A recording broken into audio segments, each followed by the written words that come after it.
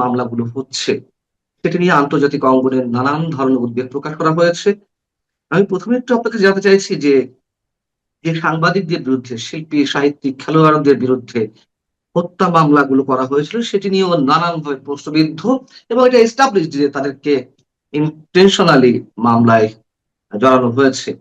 এখন শোনা যাচ্ছে নতুন করে আহ যে সাংবাদিকদের বিরুদ্ধে হত্যা মামলাগুলো হয়েছিল, সিনিয়র জার্নালিস্ট যারা ছিলেন, সেই মামলাগুলো আবার জাগিয়ে তোলা হবে, অ্যাক্টিভ করা হবে। অর্থাৎ এর মধ্য দিয়ে সাংবাদিকরা নতুন করে আতঙ্কে ভুগছেন এবং আপনি নিশ্চয়ই জানেন যে নতুন করে সম্ভবত ২৯ জন শিল্পী, সাংবাদিকের বিরুদ্ধে অভিযোগপত্র দায়ের করা হয়েছে আইসিটিতে, ইন্টারন্যাশনাল ক্রিমিনাল ট্রাইব্যুনালে। এই অবস্থায় আপনার মন্তব্য কি হবে? না, এটা আসলে দেখেন, আমি তো নিজে মনে করি যেটা, যে অন্তর্বর্তীকালীন যে সরকারটা হয়েছিল অগাস্টের পরে, মানে 2024-এর 8 অগাস্ট, এটা শুরুর দিকে কি ছিল সেই আলোচনা নাই করি, বরং কিন্তু ধীরে ধীরে সেটা একটা জঙ্গলি শাসনে পরিণত হয়েছিল। এটা আমার কাছে মনে হচ্ছে। যা ইচ্ছা তাই করেছে, যাকে ইচ্ছা তাকে আইনগত জটিলতার মধ্যে ঢুকিয়ে দিয়েছে। কোনো লজিক নাই, কোন রকম মানে নিয়ম কানুন নাই, কোনো আইনের তোয়াক্কা করা নাই। আমার ইচ্ছা হয়েছে ওই লোকটা খারাপ, অথবা ওই হুম, হুম। লোকটাকে আমি অপছন্দ করি, অথবা ওই লোকটার সঙ্গে অতীতে কখনো একটা ঝগড়া হয়েছিল, এই রোষে তাদের সবাইকে নিয়ে সে মামলা শুনে। আপনার মামলাটাই ধরেন না কেন, আপনারা একটা অনুষ্ঠানে গিয়েছিলেন, সেই অনুষ্ঠানে একজন লোক যে মব করলো, যে একজন মোল্লা, কাঠমোল্লা বলেন অথবা জঙ্গি বলেন, তারা যে মব করেছে আপনাদের সঙ্গে, এবং সেই মবকারীদের কথায় তারা আপনাদেরকে অ্যারেস্ট করলো। আপনারা গিয়েছিলেন, আপনি ছিলেন সেখানে শ্রোতা, আপনাকে অ্যারেস্ট করা হলো, আপনাদের আরো কয়েকজনকে অ্যারেস্ট করা হলো। তো মক্কারে কিন্তু কিছু হলো না, সে কিন্তু খুব আনন্দের সঙ্গে সে এখনো সে ঘুরে বেড়াচ্ছে, তার কিছু হলো না। তো এখন এইগুলি কোনো লজিক আছে? পৃথিবীর কোন সভ্য দেশ এই ঘটনাকে স্বাভাবিকভাবে নেবে? নেবে না। আমাদের এখানে হয়েছে। এখন আপনার মামলা কিন্তু শেষ হয় না, আপনি জামিনে আছেন, মামলা তো শেষ রাইট। হয় না। আপনারটা নিয়ে তো আবার অন্যটার মধ্যে ঢুকাই দিতে পারে। তো জামিনে থাকা মানে আপনি দয়ায় আছেন আসলে, বেঁচে গেলে। হুম, হুম, হুম। অনেক লোককে দয়াও করা হচ্ছে না। তো এখন আমার কথা হলো কি, ওই সময় একটা জঙ্গলি পদ্ধতি ছিল, একটা জঙ্গল রাজ তারা কায়েম করেছিল। কিন্তু এখন যেটা গণতান্ত্রিক সরকার আসছে, তারা কেন তাদের ধারাবাহিকতাকে অনুসরণ করছে, এই জায়গাটাতে আমি বুঝতে পারি না। আমরা আমি আমি তো ব্যক্তিগতভাবে প্রত্যাশা করেছিলাম যে এই সরকার এসে লজিক্যালি চলবে। এই সরকারের প্রধান নিজে বারবার বলেছেন যে উনি দেশে একটা সুশাসন কায়েম করতে চান, উনি দেশে একটা আইনের শাসন কায়েম করতে চান। কিন্তু ওনারা কেবল আগের গুলিকে অনুসরণই করছেন না, মানে আগের যে ধারাবাহিকতা, আগে যে আমি তো ভেবেছিলাম কি, ওই যে বিভিন্ন রকম 200-300 লোককে আসামি করে একটা হত্যা মামলা করা হয়েছে, সেখানে অপ্রয়োজনীয় লোকগুলিকে মামলা থেকে অব্যাহতি দেওয়া হবে, এটা আমি আশা করেছিলাম। কিন্তু সেটা তো দেওয়া হয়নি। ওই মামলায় যারা জেলে ছিল তাদেরকে আবার আইসিটিতে নেওয়া হয়েছে, মানে আরো জটিল মামলা তাদেরকে ঢুকানো হয়েছে, যেখান থেকে নাকি তারা বেরোতেই না পারে। আবার পাশাপাশি নতুন নতুন মামলা হচ্ছে, নতুন নতুন আসামি অন্তর্ভুক্তি হচ্ছে। কারা আবেদন করছে দেখেন আপনি, মামলার বাদী কারা দেখেন আপনি, এক একজন উদ্ভট উদ্ভট সব, মানে কতগুলি মানে উদ্ভট লোক, এটা বায়বীয় লোক এসে নিয়ে হঠাৎ করে একটা মামলার বাদী হয়ে যাচ্ছে, এবং তারা বাদী হয়ে তাদেরকে কেউ চিনে না। সোসাইটিতে তাদের কোনো মানে তাদের কোন রকম গ্রহণযোগ্যতা আছে বলে আমি মনে করি না। সেই লোকগুলো এসে যাদেরকে তার অপছন্দ, যাদেরকে বিব্রত করতে হবে, এদের সবাইকে আসামি করে দিয়ে দিল, এবং তখন সবাই আতঙ্কে থাকে। এই যে বিষয়টা না, এটা আমি মনে করি যে এটা সরকারের জন্য, সরকারের ইমেজের জন্য এটা অনেক বড় একটা ক্ষতির কারণ হচ্ছে। কিন্তু যদি এই জিনিসটা সরকার না বুঝে এখন, তো সরকার ওই নিজে থেকে বলে না আমরা আত্মঘাতী সিদ্ধান্ত নেব, নিতে পারে, কিন্তু তার পরিণতি সম্পর্কেও কিন্তু সরকারকে সতর্ক থাকতে হবে ভাই। এগুলো আমরা আগে বহু দেখেছি, আমরা হাসিনার আমলে দেখেছি এই সমস্ত ঘটনা, যে যা ইচ্ছা তা করার একটা মানসিকতা, কিন্তু তার পরিণতি কি হয়েছে সেগুলো একটু মাথায় রাখলে ভালো হয়।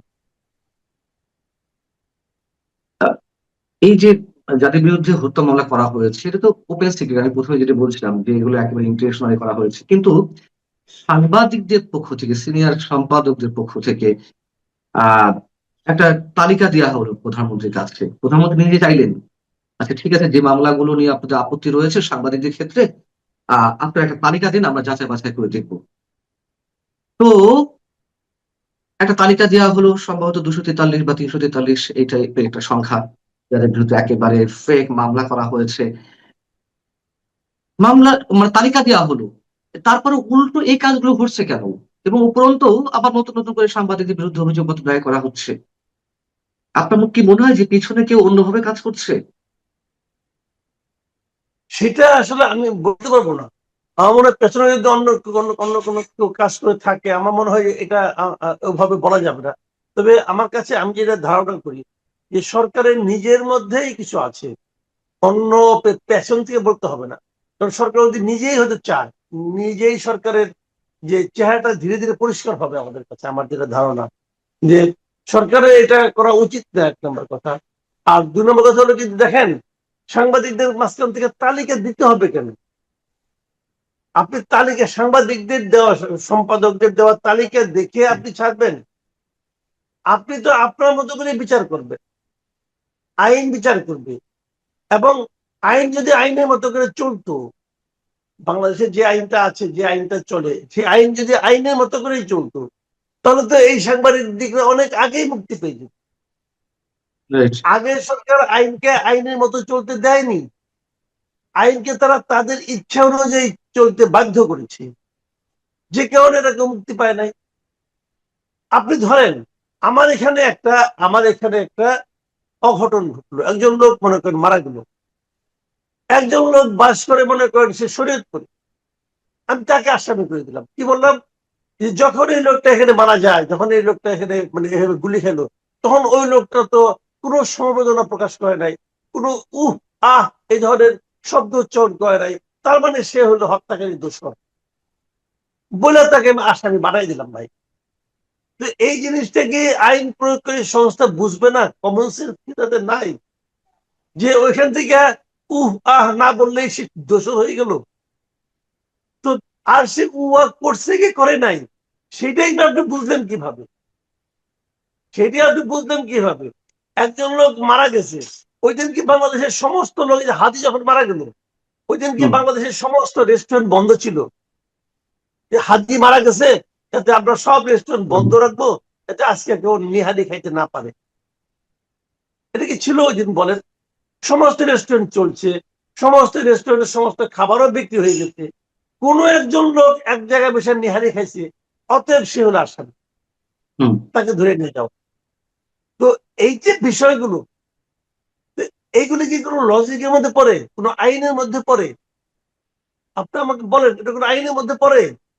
পড়ে না। নিঃসন্দেহে পড়ে না, কিন্তু এটা তো করতেছে। হ্যাঁ। এবং আমার কথা হলো যে তখন জঙ্গল রাজ ছিল ভাই, জঙ্গলি আইন ছিল, জঙ্গলি আচরণ ছিল, সেটাকে নয় আমরা সহ্য করেছি, জঙ্গলি হিসাবেই সহ্য করেছি। এখন যদি ওটা এখনো যদি আপনি চালান, তাহলে আপনার সরকারকে আমরা কিভাবে অভিহিত করব? আমরা তো আপনার কাছে লজিক্যাল অ্যাটিটিউড আশা করি। এখন কি তার চেয়ে আরো বাড়ছে কিনা? তার কারণ ওই সময় সাংবাদিকদের মধ্যে একটি গোষ্ঠী অবশ্যই দালালি করেছে। আমি শব্দটা বলতে, উচ্চারণ করতে খারাপ লাগে, তারপরে স্রেফ বাংলা শব্দ, দালালি করেছে, চাটুকারিতা করেছে, হাত কচলেছে প্রধানমন্ত্রীর সামনে, আছে। কিন্তু এই মানুষগুলো কি হত্যা করতে পারে?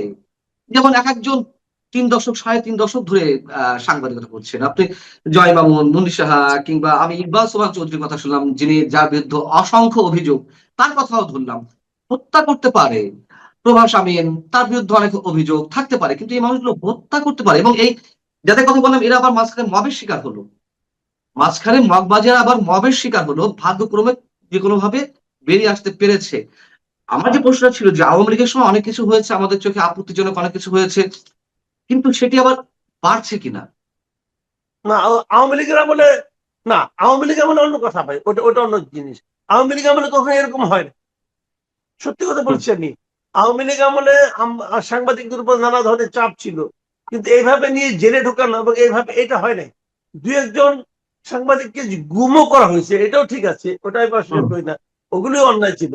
কিন্তু এখন যেরকম মিথ্যা মামলায় জেলখানা নিয়ে আটকে রাখা হচ্ছে, আপনি দেখেন, আমি বলি আপনাকে, যেমন ফারজানা রূপা, মোজাম্মেল বাবু, শ্যামল দত্ত, এদের কিন্তু অলরেডি আটক, সেই শুরুর থেকে তারা 2 বছর উপরে আটক আছে। তাদের বিরুদ্ধে মামলাগুলি কি, অভিযোগগুলি যেগুলো আছে, অভিযোগগুলি যে কোনো লোককে পড়ে শোনান আপনি। যে উত্তরায় একটা লোক মারা গেছে, ওই মামলা তো ফারজানা রূপা ওখানে যায় কি বন্দুক দিয়ে গুলি করছে, তারা সেটাই তো কেন প্রশ্ন। আপনি আটকাবেন? মোজাম্মেল বাবু কি করছে? আচ্ছা আপনি আমাকে বলেন রে ভাই, বাংলাদেশে একটা পুলিশ যদি তার ওসিটাকে অর্ডার না দেয়, সে গুলি করতে পারবে? আবার ওসি কে যদি এসপি অর্ডার না দেয়, এসপি ওসি কি বলতে পারবে তুমি গুলি করো? এগুলো তুমি একটা ধারাবাহিকতা। এইভাবে উঠতে উঠতে আপনি কোন পর্যন্ত উঠবেন? আইজিপি পর্যন্ত উঠবেন। আইজিপি না বললে এগুলো হয়েছে, কিন্তু কিছুই হয় না। আবার আইজিপি কে বলছে? স্বরাষ্ট্রমন্ত্রী বলছে। স্বরাষ্ট্রমন্ত্রীকে কে বলছে? প্রধানমন্ত্রী বলছে। ঠিক আছে, আপনি প্রধানমন্ত্রী, স্বরাষ্ট্রমন্ত্রী, আইজিপি পর্যন্ত রাখেন। আপনি তো আইজিপি আবার রাজসাক্ষী বানাই দিচ্ছেন। আইজিপি হবে 5 বছর, আর যে পুলিশ গুলি করছে তার হবে মৃত্যুদণ্ড। ভাই আইন এটা হইল কিছু? যে আইজিপি অর্ডার করলো, যে আইজিপি সমস্ত অর্ডারের মূলে যে আছে, তার শাস্তি হবে 5 বছর। হুম। আর যে অর্ডার কি করছে, ফলো করছে, তার হবে মৃত্যুদণ্ড। ঘটনা এক। তাহলে এটা কি হইলো? আবার এখানে একজন সাংবাদিক হচ্ছে যে ঘরে বসে আছে রে ভাই, সে হলো এটার মধ্যে আসামি। আসামি হওয়ার মানে কি, তার 2 বছর বিচার হোক আর না হোক, এই বিচারে তার শাস্তি হোক। শাস্তি তো ভাই এইটা কেমনে করে আপনি প্রমাণ করবেন? এটা কি হয় কিছু? এটা তো সবাই জানে যে শেষ হয়ে ছিল। মাঝখান থেকে কি হবে? তাকে 2 বছর 2.5 বছর জেলে থাকতে হবে, এইটাই তার শাস্তি। তার হয়তো 6 মাসের কারাদণ্ড হলো, 3 মাসের কারাদণ্ড হবে যদি হয়। কিন্তু তাকে যে আপনি 2.5 বছর জেল খাটাই দিলেন রে ভাই, যে এই লোকটা ফ্যামিলি নাই, এই লোকটা ছেলে মেয়ে নাই, ওই ছেলে মেয়েগুলি কি এই দেশের নাগরিক না? তাদের প্রতি আপনি এই আচরণ কেমনে? রাষ্ট্র কিভাবে এত নিষ্ঠুর হইতে পারে? রাষ্ট্র কিভাবে এরকম অযৌক্তিক ভাবে নিষ্ঠুর হইতে পারে? এটা ভাই আমি বুঝি না। আমি এটা বুঝি না, এটা কেন করবে? তাহলে লজিক কোথায়? তারেক রহমান সাহেব এত বছর ইংল্যান্ডে ছিলেন, লন্ডনে উনি দেখেন নাই কিভাবে আইন চলে? তো ওইখান থেকে আপনি কি শিখে আসলেন? আপনি কি এটা শিখে আসছেন যে একজন লোককে জোর করে আপনি তার বিচার করেন, তাড়াতাড়ি বিচার করেন, সম্ভব হলে 10 দিনের বিচার? আপনি তো এক বিচার তো আপনি 1 মাসের মধ্যে করতে বলছিলেন, তো করেন, এগুলো বিচার করেন আপনারা। কিন্তু এই লোকগুলি তাদের ব্যক্তিগত তাদের জীবন যাপন থেকে তাদের উঠাই না। অনেক লোক আছে যারা জেলে যায় নাই, তারা ঘরে বাইরে যাইতে পারে না ভাই। এটা কেমন কথা?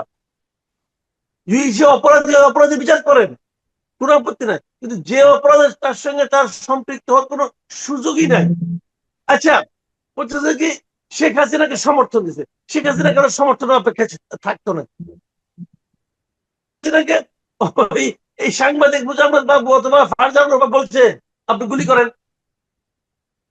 শেখ হাসিনা তো গুলি করার অর্ডার দিছে, হয়তো আমি জানি না, যদি ধরা যাক কথার কথা, কেউ তাকে বললো হ্যাঁ আপা আপনি এটা খুব ভালো করছেন, এতে সে অপরাধ হয়ে গেল। ওই সময় কোন পত্রিকা এই এই যে 15 বছরে কোন পত্রিকার এই যে সাংবাদিককে যে অ্যারেস্ট করছে, আপনি আমার একটা কথা খালি বলেন, এই সাংবাদিকদের তারা প্রশংসা করলো কি করলো না, সমর্থন করলো কি করলো না, এটা কোথায় প্রচার হয়েছে? একটা প্ল্যাটফর্ম লাগবে না? সেই প্ল্যাটফর্মটা কি? হয় সেই টিভি, নাহলে সেই পত্রিকা। আপনি নিজে টেলিভিশন মিডিয়ায় চাকরি করছেন, আপনি জানেন যে আপনি মালিকের বিরুদ্ধে, মালিকের ইচ্ছার বিরুদ্ধে আপনি কোনো কিছু করতে পারছেন? প্রশ্ন হচ্ছে না। মালিক তার প্ল্যাটফর্ম আপনাকে প্রচার দিয়ে হয়তো একদিন দিবে, ধরা পড়ার পরে দিন আপনি বাদ। এই তো হুম। ছিল। তাহলে এই যে সাংবাদিকদের আপনি ধরলেন, এই সাংবাদিকরা যে সমস্ত টেলিভিশন অথবা পত্রিকা চাকরি করতো, এর কোন একজন মালিককে ধরছেন? কোন একজন মালিক আপনি দেখেন তো, একটা মালিক 71 টিভির মালিককে ধরছেন আপনি? ধরেন তো নাই। 71 টিভির মালিককে আরো পত্রিকা করার দিচ্ছেন, রাইট। অনুমোদন দিচ্ছেন, সে দৈনিক পত্রিকা করতেছে। তো মালিকটা ঠিক আছে, মালিকটা কিছু হয় না। বসুন্ধরার মালিক, এই যে আপনার একালের কণ্ঠ বলেন, বাংলাদেশ প্রতিদিন বলেন, সম্পাদক সব পলাইছে, মালিকের কিছু কিচ্ছু হয় নাই। সমকাল বলেন অথবা আপনার এই চ্যানেল 24 বলেন, সাংবাদিকরা পালাইছে, মালিকের কি হয়েছে? কিচ্ছু হয় নাই। এমনকি এমনকি ভোরের কাগজ হয় না, ভোরের কাগজে শ্যামল দত্ত জেলে, ভোরের কাগজের মালিকের কি হয়েছে? মালিকের বিরুদ্ধে হত্যা মামলা আছে, সে একদিনে সব হত্যা মামলায় জামিন পেয়ে গেছে। বরং সেই বলেন মালিকের পাইছে সঙ্গে কিনা? আবার সার্জিও গোর বৈঠক করবে, সেই বলেন মালিকের আপনি, সঙ্গে সার্জিও গোর বৈঠক করবে। আইন, এটার নাম আইন। আমি আমি আমি বর্তমান সরকারকে বলি, ভাই আপনারা আপনারা এটা ব্যাখ্যা দেন আমাদের কাছে, যে ভোরের কাগজের সম্পাদক জেলে, ভোরের কাগজের মালিকের কোনো সমস্যা নাই, মালিকের বিরুদ্ধে সরাসরি হত্যা মামলা আছে, মালিক দুদিন পরে মুক্তি পেয়ে গেছে। কেন? এটা কেন ভাই? সে তো হত্যা মামলা জামিন পেয়ে গেছে, ইয়ে পায় না কেন? তার নাম কোনো মামলায় না, আইসিটির মামলা যেগুলো হয় কোনো মামলায় তার নাম নাই কেন? আসলে কারোর নামই থাকার কথা না। এরা এরা যে আমি বলতেছি, এরা ভাই শেখ হাসিনা এমন ভাবে শাসন চালাইছে যে ওনার এই সমস্ত কাজে কে সমর্থন করলো কে করলো না, কোন মালিক কোন সাংবাদিক কি বললো কি বললো না, এগুলো কোনো মূল্য নাই। উনি একাই করছেন কাজগুলো, অথবা ওনার সঙ্গে ওনার মন্ত্রীরা ছিলেন। তো সেখানে এই সমস্ত নিরীহ সাংবাদিক যারা নাকি আপনি মনে করেন যে ভাই তারা তো একটা কিছু করে খায়, এখন হচ্ছেন এরকম। এখন এই সরকারকে পাঁচাটা আপনি অনেক সাংবাদিক দেখতেছেন না, চারটে চারটে পায়ের পরিষ্কার হয় নাই, জিব্বা ক্ষয় হয়ে গেছে, এরকম সাংবাদিক আছে না এখন? তো 2 দিন অবশ্যই, পরে কি এদের অবশ্যই। বিরুদ্ধে আইসিটিতে মামলা হবে? এই যে শাপলা চত্বর নিয়ে যে মামলাটি হয়েছে, সেই মামলা নিয়ে এরই মধ্যে amnesty international, human rights watch, article 19 সহ 5টি আন্তর্জাতিক মানবাধিকার সংগঠন তারা উদ্বেগ প্রকাশ করেছে এবং স্ট্রেট বলেছে সাংবাদিকদের বিরুদ্ধে আইসিটি যেন কোনো মামলা না হয়। কেন? আইসিটিতে যে মামলাগুলো করা হচ্ছে সেগুলোতে জামিন হচ্ছে না, জামিন হয় না, এবং সাংবাদিক ফারজানা রূপা বা শাকিল আহমেদের মতো মানুষদের জামিন হয়েছে বিভিন্ন জায়গায়, তাও তাদেরকে ছাড়া হচ্ছে না। এখন স্থায়ীভাবে আটক রাখার জন্য আইসিটিতে এই মামলাগুলো করা হচ্ছে। এবং আমরা দেখলাম যে ওই বিবৃতি দেওয়ার পরে হিউম্যান রাইটস ওয়াচ আবারও আলাদাভাবে বুধবার একটি বিবৃতি দিল। সেই বিবৃতি পরে আব্দুল লতিফ সিদ্দিকীকে সেই মামলায় আটক দেখানো হলো। আহ মানে এগুলো কি হচ্ছে? ব্যাপার নাম বলে আপনি শাপলা চত্বরের ঘটনা নিয়ে আমি একটা কথা বলি আপনাকে। শাপলা চত্বরের ঘটনা যখন ঘটে তখন তো আমি মানে একটা টেলিভিশনের সিনিয়র নিউজ এডিটর ছিলাম। তো ওই সময় তো নিউজ রুম গুলিতে আমি থাকতাম, আমাদের রিপোর্টার তো ওখানে গিয়েছিল। তারপরে আমি এর মাঝখানে দেখলাম যে আপনার বিবিসির ওই সময় বাংলা বিভাগের প্রধান ছিল সাবির মুস্তফা, উনিও দেখলাম এক ইন্টারভিউতে বলেছেন যে ওনার রিপোর্টার ওখানে ছিল। তো এরা কেউ কিছু দেখে নাই। কিন্তু পরের দিন, হ্যাঁ এটা রহস্যজনক, রাতের বেলায় এত লোক ছিল, হঠাৎ করে সকালবেলা সব ক্লিয়ার হয়ে গেল। কিভাবে গেল, কেন গেল, ভয় পেয়ে গেল না কিভাবে গেল, এটা আমরা কিন্তু জানি না। কিন্তু আমার কথাটা হলো যে এই ঘটনায় ওখানে এরকম যে এই যে 40 জন 50 জন লোক মারা গেছে বলে এখন দাবি করা হচ্ছে এত বছর পরে, যারা মারা গেছে তারা এত বছর একটা কথা কেউ বলেনি, কারোর কাছে শুনি নাই যে মারা গেছে। তারও যে বড় কথা, ওই অনুষ্ঠানটার আয়োজন করছিল কে? আয়োজন করছিল হেফাজতে ইসলাম। এই হেফাজতে ইসলামও কি এত বছরে কোনদিন বলছিল যে আমাদের 10 জন লোক মারা গেছে? কেউ বলছে? বলে নাই। দেশীয় সংবাদ মাধ্যম, আন্তর্জাতিক সংবাদ মাধ্যম, এরা কেউ বলছে যে ওখানে এতজন লোক মারা গেছিল? কেউ বলে নাই। এক আদিলুর রহমান শুভ্র, সে এক কাহিনী বানাইছিল যে তার কাছে নাকি এতগুলি নাম আছে। তো তারাও তো 18 মাস ছিল, তারাও তো 18 মাস আপনার ক্ষমতায় ছিল, তারা এই ব্যাংক অগ্রসর করতে পারছে? আমরা দেখলাম তারপরে দিগন্ত টেলিভিশন বন্ধ হয়ে গেল। দিগন্ত টেলিভিশন বন্ধ হওয়াটা খুবই অন্যায় হয়েছে। দিগন্ত টেলিভিশন, ইসলামিক টেলিভিশন বন্ধ করছে। আমি মনে করি এটা ওই সময়কার যারা মন্ত্রী ছিলেন হাসানুল হক ইনুর আমলে এটা হয়েছে। আমি ইনুকে মনে করি বাংলাদেশের সর্বনিকৃষ্ট তথ্যমন্ত্রী ছিল। তো ঠিক আছে ছিল, আমরা অনেকে ভাবছিলাম, যেহেতু আমি টেলিভিশন সাংবাদিকতা তখন করতাম, আমি ভাবছিলাম কি বোধহয় এদের কাছে কোনো বিশেষ ফুটেজ আছে, যাতে এই ফুটেজ গুলো তারা দেখাতে না পারে, এই জন্য টেলিভিশনটা বন্ধ করে দিচ্ছে। এটা আমার ধারণা ছিল। এবং সেই ধারণা বশবর্তী হয়ে যখন আওয়ামী লীগ সরকারের পতন হলো 24-এ, তখন আমি আশা করছিলাম এখন বোধহয় সেই লুকিয়ে রাখা ফুটেজ গুলো বের করা হবে। দেখানো হবে কিভাবে মারা হয়েছে। তখন দিগন্ত টেলিভিশন তো পুরো অনুষ্ঠানটা লাইভ করছিল। তো সেই ফুটেজকে আমরা দেখতে পেয়েছি, আজকে তো 2 বছর হয়ে গেল, দেখতে পেয়েছি, কিন্তু পাইনি তো রে ভাই। কাজেই সন্দেহ তো একটা আছে যে আসলে এখন একটু বলবেন যে আমি তো তালিকা নিয়ে আসছি। আরে ভাই, তালিকা তো এই 24-এর যে জুলাই আন্দোলন, সেই আন্দোলনেও আমরা দেখছি। তারপর দেখছি তালিকা থাকে অনেক মৃত ব্যক্তি যখন হাইটে হাইটে উঠে আসতেছে, এটা তো আমরা দেখছি। কাজেই 13 বছর আগের ঘটনার তালিকা আপনি এখন বানাচ্ছেন। কাজেই ভাই এগুলি এত সহজ না। আর এইগুলোর উপর ডিপেন্ড করে আপনি একজনকে রায় দিয়ে দিবেন, একজনকে অ্যারেস্ট করে ফেলাবেন। লতিফ সিদ্দিকী তার মতো এরকম মানে আপনার বড় মাপের মুক্তিযোদ্ধা খুব কমই আছে। ওনার ভাইয়ের কারণে হয়তো ওনারটা অনেকে বলে না, কিন্তু উনি মানে একটা বড় সংগঠক ছিলেন। টাঙ্গাইল এলাকায় যারা আছে সবাই জানে যে কাদের সিদ্দিকী নিজে যুদ্ধ করেছেন, নিজে ছিলেন। লতিফ সিদ্দিকী ছিলেন সংগঠক, উনি সময় এমপি ছিলেন, উনি ছিলেন সংগঠক একজন, তাই না? তো সেরকম একজন বড় মানে ওই লোকটার একটাই দোষ, লোকটা নিজে যেটা বোঝেন উনি ওটা বলেন। উনি স্পষ্টবাদী ব্যক্তি। ওনার এই স্পষ্টবাদিতার কারণে উনি প্রচুর লেখাপড়া জানা লোক, আমি যতটুকু ওনাকে দেখেছি। তো এরকম একটা জ্ঞানী লোক এবং এরকম একটা স্পষ্টবাদী লোক, স্পষ্টবাদিতার কারণে আওয়ামী লীগ আমলে ক্ষতিগ্রস্ত হয়েছে। আওয়ামী লীগ তাকে বিচ্যুতি করার জন্য অনেক চেষ্টা করছে, জেলে নিছে, তার মন্ত্রিত্ব থেকে সরাই দিছে, এবং এই আমলেও হচ্ছে। মানে স্পষ্টবাদী লোকের দুর্ভোগ সবসময়, এটা মনে হয় আরেকবার প্রমাণ হলো। তো ওনাকে এই বয়স্ক একটা মানুষকে নিয়ে যে আপনি আবার ঢুকালেন কোনটাতে, শাপলা চত্বরে। শাপলা চত্বরে যখন হামলা হয় তখন উনি কি স্বরাষ্ট্রমন্ত্রী ছিলেন? উনি কি ছিলেন না ভাই? বস্ত্র মানে পাল্টানো। ভাবখান এরকম যে যত লোক আমি চিনি আওয়ামী লীগের যারা এখনো জীবিত আছে, দেও সবার নাম, দিয়ে দিলাম নাম, হয়ে গেল ভাই।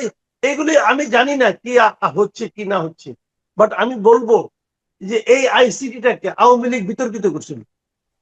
আইসিটি গাড়ি ভাঙচুর করা হয়েছে, তারপরে সেখান থেকে তারা গোলাপগঞ্জে গেলেন, সেখানে আরো আমরা দেখলাম মারপিট হলো। প্রথম দিনের বিভিন্ন ভিডিও আমরা চোখে পড়লো, আমরা দেখতে পেলাম অনেকটি চেহারা বোঝা গেল। তো এখন আমার কথাটা হলো কি যে দুটো কথা। একটা কথা হলো যে প্রথমত সরকারের কি ভূমিকা, আইন শৃঙ্খলা রক্ষার কি ভূমিকা। একটা পলিটিক্যাল পার্টি কি দেশের বিভিন্ন জায়গায় তাদের রাজনৈতিক কর্মসূচি পালনের জন্য যেতে পারবে না? দ্বিতীয় কথাটা হলো যে এনসিপির কিছু কিছু মানে আপনার নেতা এমন এমন ভাষায় কথা বলেন যেন মনে হয় যে ওয়ান কাইন্ড অফ প্রভোকেটিং তাদের কথাবার্তা, যে আমাকে মারো না কেন তোমরা, আমাকে ধরো না কেন তোমরা, এত বলতেছে, এই ধরনের একটা ভাব। তো সামগ্রিকভাবে কি মনে হয় আপনার এই এই রাজনৈতিক কর্মসূচিগুলি নিরাপত্তা দেওয়াটা কি সরকারের দায়িত্ব না, এবং তাদেরও কি ভাষার ব্যাপারে একটু সংযত হওয়া উচিত না? অথবা এই প্রসঙ্গে আপনার অন্য কোনো মন্তব্য থাকে সেটা একটু বলেন। না, আপনি ঠিকই পয়েন্ট আউট করেছেন, কারণ আপনার ভাষাগুলো উস্কানিমূলক। যে আপনি যেভাবে বলছেন যে প্রভোগ করা, যে আমাদেরকে আক্রমণ করো। কারণ বিগত এক মানে সরকার গঠনের পর থেকে কিংবা এর আগে থেকেও বিএনপির বিরুদ্ধে এদের সুরটা একটু কঠিন ভাষায়। এরা দাবি করে যে একই সঙ্গে তারা আন্দোলন করেছে, বিএনপি আন্দোলনের একটা অংশীদার, কিন্তু ভাব নেই যে সবকিছু তারাই করেছে, তারাই বিপ্লব করে ফেলেছে, তারাই শেখ হাসিনাকে হটিয়ে দিয়েছে। এখানে দুনিয়াতে আর কেউ ছিল না, এখানে জনতা নাই, এখানে অন্য কোনো পার্টি নাই, শুধু তারা তারা। তো এই যে ভাবটা নেওয়া, সে ভাব নেওয়ার বিষয়টাতে অনেকের অনেকে তাদের উপর ক্ষুব্ধ হয়, এবং তারা প্রধানমন্ত্রীকে এবং অন্যান্যদেরকে যেভাবে কটাক্ষ করে কথা বলে। আমি দেখলাম যে কিশোরগঞ্জে ফজলু ভাইয়ের এলাকায় গিয়ে ফজলু ভাই সম্পর্কে ফৌজু পাগলা, এই যে ডেলিভারেটলি এভাবে অপমান করা। এবং আপনি যে কথাটা প্রথম বললেন যে সিলেটের যে জায়গায় গেল, ওই যে ওইখানকার গৌস সাহেব সম্পর্কে সেখানে বাজে কথা বলেছে। তো স্থানীয় এমপি সম্পর্কে আপনি বাজে কথা বলবেন তার এলাকায় বসে, এবং সব জায়গায় আপনি একই কাণ্ড করতেছেন। আপনি বগুড়ায় যাবেন, তারেক রহমানের বিরুদ্ধে বাজে কথা বলবেন। আপনি গোপালগঞ্জে গিয়ে যাবেন, সেখানে বঙ্গবন্ধু সম্পর্কে আপনার অডাসিটি কতটুকু, আপনি বঙ্গবন্ধু সম্পর্কে বাজে কথা বলে আসবেন। তো আপনাকে স্থানীয় লোকরাই তো প্রতিহত করবে, সেন্ট্রালি তো করতে হচ্ছে না। কারণ স্থানীয় লোকেরা তাদের তাদের এলাকার লোককে, তাদের ওইখানকার মাটি থেকে উঠে আসে তাদের তো শ্রদ্ধা করবে। সেই শ্রদ্ধা জায়গায় আপনি কোথা থেকে গিয়ে ওই জায়গায় গিয়ে বক্তৃতা করবেন তাদেরকে হেয় করে, সেটা তো যে কোনো পরিস্থিতিতে যে কোনো রাজনৈতিক দল নয়, শুধু সাধারণ ঘটনাতেও তো হয় না। আমি যাইয়া সিলেটের ওই ওই জায়গায় গিয়ে কেন আমি স্থানীয় নেতা কর্মীদের বিরুদ্ধে বাজে কথা বলবো? আমার বড় জোর সাহস থাকলে ঢাকায় বসে মিউ মিউ করতে পারি। কিন্তু এই যে কালচারটা এনসিপি শুরু করেছে, সেটারই প্রতিফলন দেখা যাচ্ছে যে তারা যেখানে যাচ্ছে সেখানে প্রতিরোধ হচ্ছে তাদেরকে। আমি এগুলো ভাষায় বর্ণনা করতে পারবো না, আজে বাজে ভাষায় যেভাবে গালাগালি করতেছে, তাদের পিটাচ্ছে, তাদের গাড়ি বহরে হামলা করছে, সবকিছু কিন্তু একটা নাগরিক হিসাবে আমার ক্ষুব্ধ হওয়ার কথা। কারণ এনসিপির তো অধিকার আছে আপনার সমাবেশ করার, রাজনৈতিক বক্তৃতা দেওয়ার, এবং তাদের সমাবেশ আছে মুক্তভাবে কথা বলার। কিন্তু কথা বলার যে একটা সীমা আছে, সেটা যেমন তারা ভুলে যাচ্ছে, তেমনি তারা এটুকু বুঝছে না যে তাদের উপর এই যে আক্রমণগুলো আসছে সেখানে কোনো সহানুভূতি নাই কারো। একটা দল, একটা ব্যক্তিদের কোনো সহানুভূতি নাই যে এদেরকে পিটাচ্ছে। আওয়ামী লীগ তো অবশ্যই আগে থেকেই আছে, এদেরকে পিটালে ওরা খুশি হয়, কারণ আওয়ামী লীগের সাথে ওদের জাত শত্রুতা একটা তৈরি হয়েছে। কারণ যেভাবে আওয়ামী লীগের বাড়িঘর পুড়িয়েছে, আওয়ামী লীগের লোকজনকে হেনস্থা করেছে, জেলে দিয়েছে, মব করেছে, এবং এখনো করছে, তো তাতে করে আওয়ামী লীগ তো তাদের জন্য, তাদের সিম্পেথি জিরো। এরপরে আছে জামাতে ইসলামী। জামাতে ইসলাম তাদেরকে লাঠিয়াল হিসাবে রেখেছে সত্য, কিন্তু জামাতে ইসলাম কখনো মারামারিতে, কখনো গোলযোগে, যে কোনো আন্দোলনে বলেন, তারা কিন্তু নাই।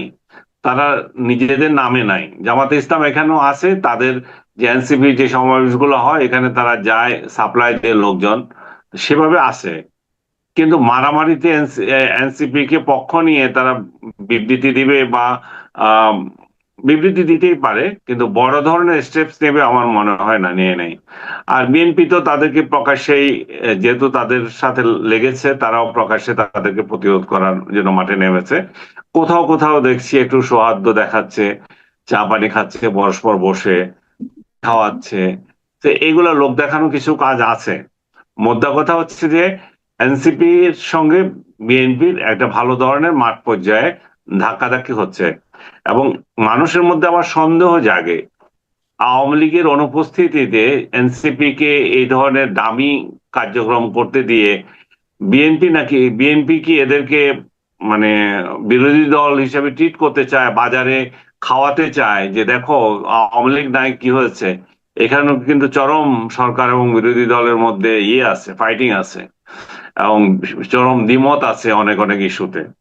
তো জানি না কোনটা ড্রামা আর কোনটা রিয়েল ঘটছে। বাট এই একটা কথা আমি বলতে পারি, এনসিপি হোক যে কোনো রাজনৈতিক দল হোক, তাদের রাজনীতি করার, তাদের সমাবেশ করার অধিকার আছে। সরকার তার পুলিশ দিয়ে বা বিএনপি লোকদের দিয়ে এটা বন্ধ করতে পারে না। সরকার যদি করতে চায় সরাসরি বলবে, সরাসরি অ্যাকশন নেবে, আপনার এই কথা আমাদের পছন্দ হয়নি, আপনার এই কারণে আমরা এই প্রতিবাদ করলাম, বা এটার জন্য আপনাকে এই পানিশমেন্ট আমরা দিতে বাধ্য হব, এই জাতীয় কোনো হুমকি। কিন্তু মাঠ পর্যায়ে যদি এভাবে কারো রাজনীতিকে প্রতিহত করার চেষ্টা করা হয়, তাহলে এই বিশৃঙ্খলাটা কিন্তু শুধু এই দলে থাকবে না, সেটা কিন্তু পরস্পর ছড়িয়ে যাবে। যারা, আমি এর আগেও বলেছিলাম, যারা গতকাল ইউনূসের আমলে বসে এইভাবে অ্যাট্রোসিটিতে সহায়তা করেছে, মার্চে প্রতিপক্ষকে পিটিয়েছে, রাজনৈতিক অধিকার খর্ব করেছে, তারাই আবার আজকে দিনে সেটাই পাচ্ছে, এবং এই চক্র চলতেই থাকবে। আবার যখন আওয়ামী লীগের লোকজন সুযোগ পাবে, তখন আওয়ামী লীগের লোকজন মাঠে এসে এদেরকে মারবে। তো এই যে চক্র, এটা ইউনূস শেষ করতে পারতো একজন নিউট্রাল গভর্নমেন্টের হেড হিসাবে, কিন্তু সেটা সে করে নাই, বরং সেটাকে আরো শতগুণ বাড়িয়ে দিয়ে গেছে। তো ইউনূসের অপকর্ম এবং এনসিপির বাড়াবাড়ি সবগুলো মিলে আমার মনে হয় না যে খুব সহসা এই ঘটনাগুলো খুব থেমে যাবে। তবে আওয়ামী লীগ যদি কোনোভাবে শক্তিশালী হয়, এদের উপর আক্রমণ করে, তখন বিএনপি, এনসিপি, জামাত আবার এক হয়ে যাবে, তাতে কোনো সন্দেহ নাই। না, আরেকটা বিষয় আপনি দেখেন যে সরকারে তো আছে বিএনপি, বিএনপি আছে, এখানে বিএনপির প্রতি তো মানে সন্দেহের আঙুল তারা তুলছে এনসিপি।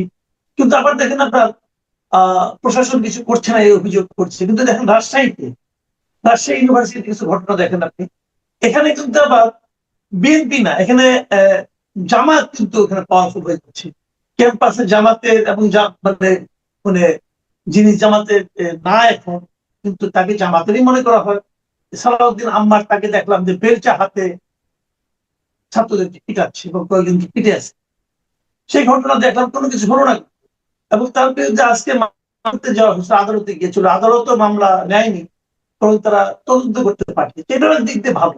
কিন্তু এখানে দেখেন, এখানেও আইন শৃঙ্খলা বাহিনী যেন নীরব হয়ে গেছে। এটা কেন? এটা কি তাকে কেন প্রশ্রয় দেওয়া হচ্ছে বলে মনে করেন আপনি?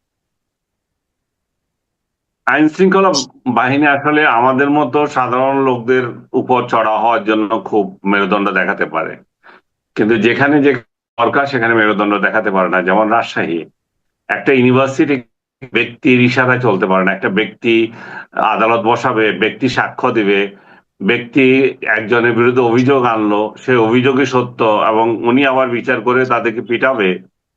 এই যে বর্বরতা, এটা তো বাংলাদেশের ইতিহাসে আমি মনে করি না কোনো বিশ্ববিদ্যালয়ে এই বর্বরতা ছিল। যতই শক্তিশালী সংসদ ছিল, এই বর্বরতা এবং একক ব্যক্তির নেতৃত্বে এই ধরনের ঘটনাবলী, প্রতিপক্ষকে হামলা মামলা এবং হামলার পরে আবার জেলে দিয়ে দেওয়া, এগুলো আর কখনো ঘটেনি। এবং পুলিশ যে ন্যাক্কার জন্য কাজটা করেছে, যাদেরকে পিটিয়েছে তাদেরকে জেলে দিয়েছে, এটাতে তো প্রমাণ হয় যে পুলিশের মানে মোরাল কোনো ডেভেলপমেন্ট হয় নাই, পুলিশের চরিত্র কোনো ঠিক হয় নাই। এরা ক্ষমতা যার যেদিকে আছে, ওরা জানে এখন শিবির মিলিয়ে ওদেরকে পিটালে ওরা কিছু করতে পারবে না, তাই এটা করেছে। এবং সরকার যদি আবার ব্যাগ দিয়ে, সরকার যদি বলে মামলা করো, আম্বারকে ধরো, বা জিএস প্রেসিডেন্ট যে আছে ভিপি, যে সাংবাদিকদের পিটানোর হুমকি দেয়, যে সাংবাদিকদের দেখিয়ে দেবে, সাংবাদিকদের কি কি জানি আরো কতগুলো বিরাট হুমকি, মানে বাংলাদেশের সাংবাদিকরা এখন সবচেয়ে বড় হুমকি জায়গায় চলে এসেছে। আমি এটা নিয়ে একটা লিখেছিলাম। আপনি জানেন যে বাংলাদেশে এই নিউজ পেপার রিপোর্টার এডিটরদের একটা সংগঠন হয়েছে নতুন, এবং বিএনপি জামাতের যারা সম্পাদক ছিল তারা এটা নেতৃত্বে আছে। বিশেষ করে আমার দেশের মাহমুদুর রহমান এটার বড় হত্যাকর্তা। তো তিনারা ওই দিন মাহমুদুর রহমান বললেন যে এর কথা বলার অধিকার দিতে হবে, রিপোর্টারদেরকে প্রশ্ন করার অধিকার দিতে হবে। আমি ওনার কাছে প্রশ্ন করেছিলাম যে এই সংগঠনে কিন্তু ডাস্টবিন শফিকও আছে, এই সংগঠনের ডাস্টবিন শফিক আছে, এবং সেখানে বিগত ইউনূস আমলে প্রশ্ন করার জন্য 3 জন সাংবাদিকের চাকরি গিয়েছে, সাংবাদিকরা নির্গৃহীত হয়েছে, চাকরি হারিয়েছে, শত শত সাংবাদিকের বিরুদ্ধে ভুয়া মামলা আছে। তো এইগুলা নিয়ে তো আপনারা কখনো কিছু বলেন নাই। এবং এই যে রাজশাহীতে এই ঘটনাটা ঘটলো, এটা যে জামাত করেছে, এখন তো ওদের খুব মাহমুদুর রহমানদের হয়তো খুব কষ্ট লাগবে। এটা নিয়ে কিভাবে বলে ওই সাংবাদিকদের কথা বলে, সাংবাদিকদের যে সাজা দেওয়ার কথা বলেছে, তাহলে এরা কি করছে? এরা কি একটা শব্দ টু শব্দ উচ্চারণ করেছে? বা এই ধরনের সংগঠনগুলো এবং সাংবাদিকদের অধিকার নিয়ে কোনো কাজ করে? এটাই যে ওইখানে জামাত ইসলাম যেহেতু শক্তিশালী আছে, এবং জামাত অতীতেও প্রমাণ দিয়েছে যেখানে তারা শক্তি থাকে সেখানে তারা রক কাটায় নেমে পড়ে এবং প্রতিপক্ষকে হামলা মামলা যেভাবে ইচ্ছা করবে, প্রশাসনকে হাতে নেওয়া, যে কার্যক্রমগুলো করে, আমি আপনি এগুলোর সঙ্গে খুবই পরিচিত। 90 দশকে আমরা এগুলো দেখে এসেছি। তো সেই কাহিনী এখন মনে হয় রাজশাহী ইউনিভার্সিটির দিকে তাকালে মনে হয় সেই কলঙ্কিত ইউনিভার্সিটি, সেই রাজশাহী ইউনিভার্সিটি সেই 90-এর যে হত্যাকারী যেভাবে আস্ফালন করতো, ঠিক একই ধরনের আস্ফালন শুরু হয়েছে। চিটাগং ইউনিভার্সিটি তো একই চরিত্র ছিল, রাজশাহী এবং চিটাগং। সেই এরশাদ আমলে যে আস্ফালন, সেটা মনে হয় যে আবার ফিরে এসেছে নতুন করে ক্যাম্পাসে। তো আরেকটা বিষয়, আমি একটু অন্যদিকে যাচ্ছি, যে আমাদের আইসিটি নিয়ে আন্তর্জাতিক অপরাধ ট্রাইব্যুনাল যেটা আছে, সেখানে তো দেখলাম যে মানে অনেকেরই বিচার হচ্ছে। এর মধ্যে বেশ কটা, প্রায় 6টা মামলা রায়ও হয়েছে, অনেকে মৃত্যুদণ্ড হয়েছে। কিন্তু গতকালকে দেখলাম যে আপনার আন্তর্জাতিক এই ট্রাইব্যুনালের বিচারের যে মানদণ্ড, সেটা নিয়ে প্রশ্ন তুলেছে হিউম্যান রাইটস ওয়াচ। তারা বলছে যে এরা আন্তর্জাতিক আইনি মানদণ্ড রক্ষা করতে, বজায় রাখতে ব্যর্থ হচ্ছে। তো আমরাও কিন্তু দেখছি যে এখন যে মামলাগুলো যাচ্ছে, সাধারণ মানুষের মধ্যেও দেখছি তারা আগাম বলে দিচ্ছে যে কি মামলার কি রায় হবে। এর মধ্যে আবার দেখা যাচ্ছে বিভিন্ন সাংবাদিকদেরও বিভিন্ন মামলাগুলো এখানে নেওয়া হচ্ছে, তাদের বিরুদ্ধে অভিযোগ দেওয়া হচ্ছে। এই যে প্রবণতাটা, এই প্রবণতাটাকে অনেকে বলছে এটা একটা মানে প্রতিশোধ গ্রহণের একটা প্রক্রিয়া এখানে চলছে। আপনি কি বলবেন এই ব্যাপারে? এটা দুঃখজনক, এরকম একটা উচ্চ আদালত যদি প্রতিশোধ বাস্তবায়নের জন্যই গঠন করা হয়ে থাকে, তাহলে তো আদালতকে দিয়ে মানুষের যে চিন্তাধারা, যে সম্মান, সেগুলো ভুলুণ্ঠিত হয়ে যাবে। আজকে আমি দেখলাম আব্দুল লতিফ লতিফ সিদ্দিকী, উনাকেও ওই একটা মামলায় গ্রেপ্তার করা হয়েছে, যে হেফাজতের মামলা, যেটা শাপলা চত্বর। উনি কথা বলতে চেয়েছেন, উনি কথা বলতে পারেন নাই, এবং সেখানে কিছু বাকবিতণ্ড হয়েছে।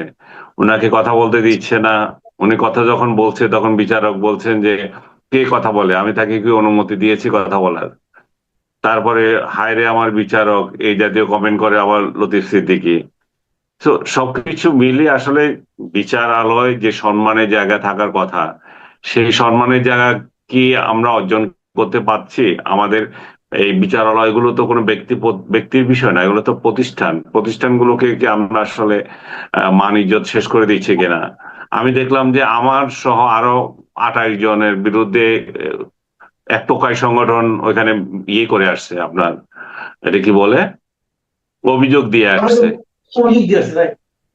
হ্যাঁ, কিসের অভিযোগ আমি জানি না। আমি দেখলাম যে ওদের একটা বিবৃতি দেখলাম, ওই বিবৃতিতে আমার নাম নাই, কিন্তু লাস্ট মুহূর্তে ওখানে আমার নাম এবং সমান নাম যোগ করা হয়েছে। তাহলে এগুলো বোঝা যায় যে কি ইন্টারেস্টে এরা যাইতেছে, বুঝছেন? এবং আমার নাম লাস্টে, আপনি দেখবেন একদম শেষ দিকে আমার নাম যোগ করছে। এবং আমি শুনলাম যে ট্রাইব্যুনালেরই এক উৎসাহী কেউ হয়তো এটা করেছে, এবং ওদেরকে বলেছে এর নামও দাও, বা ওরা ওদেরই কতগুলো উৎসাহী আছে একটা বিশেষ রাজনৈতিক দলের, বিএনপি না। তো এইভাবে যদি চলতে থাকে, তাহলে এটা হাইকোর্টের সমমানের একটা আদালত, সে আদালতটাকে কি কিন্তু যাচ্ছে তাই বানিয়ে দিচ্ছে কিনা, আমরা এটাও দেখতে হবে। আপনি যাদের বিরুদ্ধে অভিযোগ আনছেন, ইয়ে দিয়ে যাচ্ছেন, তাও ঘটনার এত মাস পরে এসে, আমি 5 আগস্ট চলে গেছে কত আগে, এখন আমি 5 আগস্টের শত্রু হয়ে গেলাম। আবার আমার বিরুদ্ধে আওয়ামী লীগের লোকজন 5 আগস্ট সাপোর্ট করে নাই, ইয়ে কেন করি নাই, জুলাইতে কেন ছাত্রদের পক্ষে লেখালেখি করেছি, সেটাও অভিযোগ করে। যে এই দেশে আসলে কি বলবো, ব্যক্তি নিজের কথা তো আর বলা যায় না। মানে আপনি নিরপেক্ষ বলে কেউ এই দেশে আর থাকতে পারবে না। এদেশে সবাই কোনো না কোনো দলের কোলে চলে যেতে হবে, তাহলে, এবং একটা দল যাবে আর একটা দলের লোকজন এসে রাজত্ব করবে। এটাই হচ্ছে এদেশের নিয়ম হয়ে গেছে এখন। এখানে আপনি কোনো স্বাধীন কোনো সত্তা থাকবে না। আপনি কোনো না কোনো রাজনৈতিক দলের ইয়ে করতে হবে। এখন এক সময় আপনার শাপলা চত্বরে কেউ মৃত্যুর কোনো ঘটনাই দেখে নেই, আরেক সময় এসে দেখবে সেখানে 61 জন 62 জন আদিলুর যে লিস্ট করে গেছিল সেই লিস্ট ঠিক আছে, আর এর আগে আদিলুর যাদেরকে দিয়ে গেছিল তাদেরকে কেউ খুঁজে পায় না। This is the condition. এখন আমরা কিভাবে কি বলবো? আমরা তো বলতে গেলেও এখন ভয় সংস্কৃতিতে আছে। এখানে তো মন খুলে কথাও বলা যায় না। আপনার আদালতের ইস্যুস নিয়ে তো আরো বেশি আমাদের সতর্ক থাকতে হয় কথা বলার ক্ষেত্রে। কারণ আপনি এতগুলো মিডিয়া দেখলো যে সেখানে কেউ মৃত নাই, একটার পর একটা ব্যক্তি উদাহরণ দিয়ে দেখালো, আবার আরেকটা সময় এসে ক্ষমতা পাল্টে গেলে আবার দেখা গেল যে এখানে ছিল। এবং সরকারের তরফ থেকে আমি যে জিনিসটা সবসময় ল্যাপস দেখি, আমি জানি না এটা আপনার চোখে পড়েছে কিনা, যে লোকগুলা মারা গিয়েছে এটা কেন প্রমিনেন্টলি প্রচার করে না? এই লোকগুলা কে, কোথায় এরা? তাহলে তো একটা ধূম্রজাল যেত আসলে, যারা একটা এর মধ্যে আছে যে আসলে কতজন মারা গিয়েছিল, আসলে মারা গিয়েছিল কিনা, সেদিন আসলে কি ঘটেছিল, এটা তো জাতিরও জানার আগ্রহ আছে। সেই আগ্রহটা কিন্তু মিটছে না। আমি আপনাকে একটা ছোট্ট বলি, এখানে একটা সাপ্লিমেন্টারি ব্যাপার, যে সপ্তাহের ওই সভাটা আয়োজন করেছিল হেফাজতে ইসলাম। এই গত 13 হেফাজতে ইসলাম কি বলেছে একবারও যে ওখানে তাদের কয়জন লোক মারা গেছে? না, বলে না, বরং তারা মারা যায়নি সেটাও বলেছে। তাহলে হ্যাঁ, এই জন্যই তো বলছিলাম যে ক্ষমতা পরিবর্তন হয়ে গেলে এক ধরনের একরকম হয়ে যায়। যেমন এর আগে আমি ওই যে বেনজিরের কথা বলেছি, আমাকে নিয়ে ট্রল করছে, আমাকে নিয়ে বেনজিরের প্রেমিক বানিয়ে দিচ্ছিল আমাকে। আমি বললাম যে বেনজিরকে তখন সবাই হিরো বলছে। হ্যাঁ, বেনজির শহর রক্ষা করলো। এটা মনে হলো যে হালাকু খান আক্রমণ করেছে এই যে শহর বাগদাদ। তো বাগদাদ থেকে রক্ষা করার জন্য একজন দাঁড়িয়েলো এবং সেটা বেনজির এবং আদার্স মিলে এটা শেষ করলো। এবং এটা ছাড়া ওই সময় শহরবাসী মনে করেছে এছাড়া উপায় ছিল না। কিন্তু আবার যখন ক্ষমতা পরিবর্তন হয়ে গেল, আবার এরাই ছিল সেই ভিলেন যারা সেখানে রক্তাক্ত করেছে, শত শত মানুষকে মেরেছে এবং এটা কি বলে ট্রাকে করে করে কোথায় জানি পাচার করে দিয়েছে। তা আমার মনে হয় একটা উচ্চ আদালত যখন এটা দেখেছে, এটা স্বচ্ছতার সাথে বিষয় করা উচিত। আব্দুল লতিফ সিদ্দিকীর এখানে ভূমিকা কি, বা আদার্স যাদেরকে এখানে ইনভলভ করেছে, এবং ঘটনার এত বছর পরে এসে যেমন মোজাম্মেল বাবু এবং আদার্স, তাদেরকে তাদেরকে যে ধরা হয়েছে, তারা এটার একটা বয়ান দিয়েছে যে এখানে কোনো কিছু হয় না, এটা প্রতিষ্ঠিত করতে চেয়েছে। তো সেটাও তো ঘটনার বহু বছর পরে, আমার মনে হয় 26-27 মাস পরে, সঙ্গে সঙ্গেও না। তো ওই সময়ও কেন এটা নিয়ে কথা হয় নাই? মোট কথা এটা একটা শাপলা চত্বর একটা জাতির জন্য একটা বিরাট কোয়েশ্চেন মার্ক। এটার আমি সমাধান চাই। আসলে সেদিন কি ঘটেছিল? আমরা এক সময় শুনলাম যে কিছুই ঘটে নাই, কিছু ঘটে নাই, না কোনো মারা যায় নাই। আরেক সময় শুনতেছি সেখানে রক্তের বন্যা বয়ে গেছে। আসলে কি ঘটেছিল সেটা আদালত নির্ধারিত করুক, সরকার পক্ষ এবং যারা এর সঙ্গে জড়িত সবাই যদি মানে প্রমাণ দিতে পারে, হোক বিচার, তবে সুষ্ঠু হোক। আদালতকে নিয়ে কোশ্চেন না উঠুক। আপনি যেটা বলছেন হিউম্যান রাইটস অর্গানাইজেশন, যেটা ইউএনএইচসিআর, মানে কি না কি অর্গানাইজেশনটার নাম, যেটা হিউম্যান রাইটস ওয়াচ। আপত্তি, হ্যাঁ হিউম্যান রাইটস ওয়াচ। হ্যাঁ, হিউম্যান রাইটস ওয়াচ যে অভিযোগটা করেছে, সে অভিযোগ কতটা সত্য সেটা নিয়ে কথা বলা হোক। আমি দেখলাম এখানে চিফ প্রসিকিউটর সাহেব বলেছেন সেটা এক পেশে, কারণ ওনাদের বক্তব্যটা নেওয়া হয় নাই। সেটাও একটা বিরাট কোশ্চেন। আপনি একটা রিপোর্ট দেবেন, একটা মন্তব্য করবেন, কিন্তু যারা এর সঙ্গে জড়িত আছে তাদের বক্তব্য এখানে যাওয়া উচিত, তাদেরটাও শোনা উচিত। আচ্ছা, আমরা আলোচনার একদম শেষ পর্যায়ে চলে এসেছি। একটা ছোট ঘটনা, ছোট ঘটনা মানে কি, এটা সবাই জানে, সবাই বুঝে এবং সবাই অবিশ্বাস করে, তারপরে শুনতে হয়। সেটা হলো, এবারে যে জাতীয় নির্বাচনটা হয়ে গেল, এবার এই নির্বাচনের পর নির্বাচন কমিশনের কাছে রাজনৈতিক দলগুলোর একটা হিসেব দেওয়ার বাধ্যবাধকতা আছে, যে তারা কত টাকা খরচ করছে দলীয় ভাবে। প্রার্থীরা আলাদা আলাদা ভাবে, এটা দলীয় ভাবে। সেখানে দেখা যাচ্ছে যে সবচেয়ে বেশি ব্যয় করেছে প্রধান বিরোধী দল জামায়াতে ইসলামী। তারা গত নির্বাচনে ব্যয় করেছে প্রায় 4.5 কোটি টাকা, এবং নির্বাচনে 4.5 কোটি? জিতেছে 4.5 কোটি, 4.5 কোটি টাকা। আর নির্বাচনে যারা 2/3 আসন জিতেছে, যে বিএনপি, তারা খরচ করছে 3,81,00,000 টাকা। এবং এটা কি পুরো ইলেকশন না একটা কেন্দ্রে, একটা একটা কনস্টিটিউয়েন্সিতে? পুরো ইলেকশনে, পুরো নির্বাচনে। এবং ভাই 27টা দল এইসব বলেছে, 27টা দল বলেছে তারা কোনো খরচই করে নাই। তো এটা তো এই যে কমপ্লিট হিসাবটা, একটা আমি শুরুতে বলেছি যে অনেকেই বিশ্বাস করবে কি করবে না জানি না, কিন্তু আমাদের শুনতে হচ্ছে। আপনি কি বলেন, আপনি কতটুকু বিশ্বাস করেন? এগুলা তো ওই যে আমাদের সরকার যে একটা সংবাদপত্র সার্কুলেশনের একটা রিপোর্ট দেয় না, এর থেকেও হাজার গুণ হাস্যকর। যে প্রথম আলো 6 লাখ, অমুক পত্রিকা 3 লাখ, মানে দেখা যায় যে 3,000ও চলে না। তো এখানেও তো সেরকম একটা হাস্যকর রিপোর্ট এটা। যে কি বলবো, এগুলা সবকিছু হাস্যকর হয়ে যাচ্ছে। আমি ভাবছি এটা কোনো একটা আসনের ক্ষেত্রে, এটাতে এক একজনও মানে 100 কোটি টাকা খরচ করছে, এরকম ঘটনা ঘটে গেছে। ভোট কিনছে কত টাকা? এটা 3 কোটি তো আজকাল একটা ইউনিয়নে খরচ হয়। এখন 3 কোটি আর 4 কোটি টাকা দিয়ে হিসাব দিতেছে যে ওনারা পুরো না, ইলেকশন 300 এটা আসনে। কিন্তু দলের ব্যয়, এটা কিন্তু হ্যাঁ, প্রার্থীর ব্যয় না, মানে দলের ব্যয়, দলের। তো দলের ব্যয় তো, দল তো টাকা দিছে না। দল দল প্রার্থী কত দিছে, প্রার্থীর খরচ দেখেন না। প্রার্থীর খরচ দেখলে দেখবেন যে এর থেকে আরো কম। প্রার্থী তো এত টাকা খরচও করতে পারে না, প্রার্থীর তো লিমিট করা আছে। যাই হোক, এগুলো হচ্ছে পার্সিক্যাল, এগুলো হাস্যকর, প্রহসন, এগুলারে কি কি বলতে পারেন যা টোটাল হাস্যকর। এই হাস্যকরের জায়গায় জামাতে ইসলাম যেটা দিয়েছে সেটা তারা সহি, তুলনামূলক সহি, যে আমরা বিএনপি থেকে বেশি খরচ করছি। থ্যাংক ইউ, জনাব আনিস আলমগীর, আপনাকে অনেক ধন্যবাদ। প্রিয় দর্শক, আপনারা শুনলেন আনিস আলমগীরের বিশ্লেষণ, ব্যাখ্যা, এবং সবশেষ যে প্রশ্নটা করেছিলাম আসলে নির্বাচনী ব্যয় সম্পর্কে, উনি পত্রিকা সার্কুলেশনের সঙ্গে তুলনা করলেন। আপনাদের কাছে হয়তো এটা অনেকটা ফান মনে হতে পারে, তো ফান থাকা ভালো,